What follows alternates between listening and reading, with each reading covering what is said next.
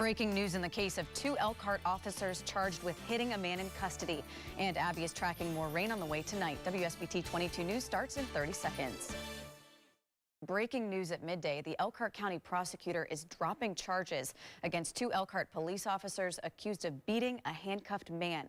Federal prosecutors asked the state to drop the charges against Corporals Joshua Titus and Corey Newland. This will allow the feds to concentrate efforts on the federal charges against them. They face federal civil rights violation charges tied to the videotaped beating of this man in the police station. It happened in January of last year. Both officers are on unpaid leave from the department. A 9-year-old boy is facing murder and felony firearm charges. Police say he shot his mother in their home just outside of Sturgis. Court documents don't tell much more about what happened at the time of the shooting, but neighbors say the family was pretty nice, although the boy was usually outside by himself. He was always outside with his BB gun, bow and arrow. He stood over there in the tree line and acted like he was shooting at my grandkids with the BB gun, and I told him if he did it again, I was going to beat his little butt. Because the boy is a minor and the victim is his mother, we are not releasing either of their names. For the second time in a week, North Korea has fired off missiles. The move is raising the stakes in the stalled nuclear negotiations with the U.S. Ian Lee has the latest on the tensions from London. South Korea's military has stepped up security in case of another launch and called the testing unhelpful for efforts to reduce tensions on the peninsula. WSBT 22 First Alert meteorologist Abby Wepler is here, and it's dry, at least for now. It is. You know, it's a little sticky out there, though. We're in this warm section. Happening right now, the last chance for parents to learn about the new empowerment zone for South Bend schools. The district started its third and final public information session about a half hour ago. This comes after the first two meetings for Navarre and its feeder schools had low turnout. Teachers and concerned community members attended yesterday's meeting. Today's lasts until about 12:30 this afternoon at La Rosita on Western Avenue. Goshen has set a May 27th deadline to remove a homeless encampment downtown. The city created a new task force 2 weeks ago to deal with the growing problem near the mill race. Officials will notify people living at the encampment of this deadline and work with them to help find temporary shelter. The city will remove any property left at the site after the 27th and hold it in storage for 90 days. The task force is still working on a long-term plan. A warning from Mishawaka police this midday: take everything that's valuable out of your car. They say it doesn't matter where you're parked. All it takes is a minute for a thief to walk through a parking lot, quickly scanning for an easy target.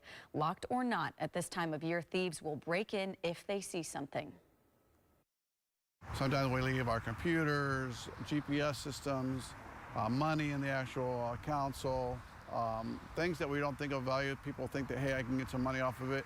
So we leave it in our cars, especially at the end of a long day. We're in a hurry. We want to go inside and relax. Officers say leaving something as simple as a phone charger can be a bad idea. It can make thieves think there are more valuables inside.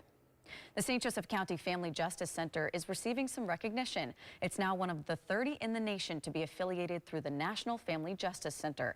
The center helps people dealing with trauma from domestic violence and sexual assault. It helped more than 2,000 people last year.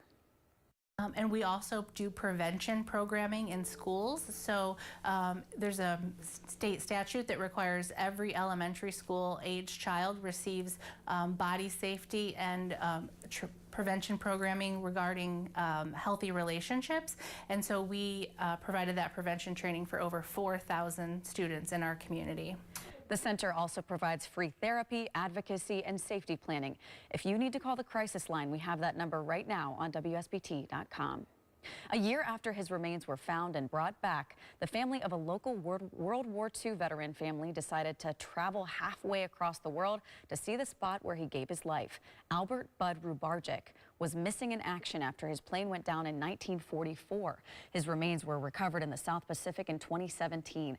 Now his niece and great-nephew traveled to the site where his plane crashed. They dove into the depths of the Pacific to see the remains of that World War II plane.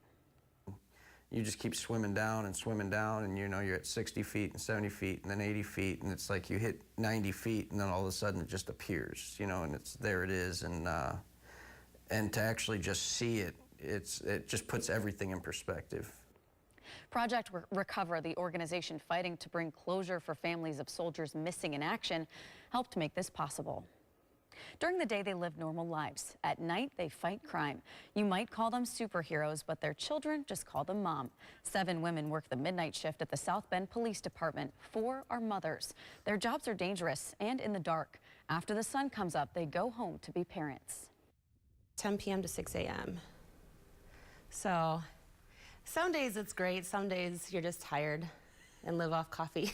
So That's the best job there. Yeah, I just love my children, just spending time with them, just everything, even hanging out with them in the house, just doing nothing is the best day ever. So. WSBT 22's Kristen Bean asked moms on the force how they balance being a police officer and a parent. That's tonight on WSBT 22 News at 6. A historic track meet at Penn High School still ahead at midday.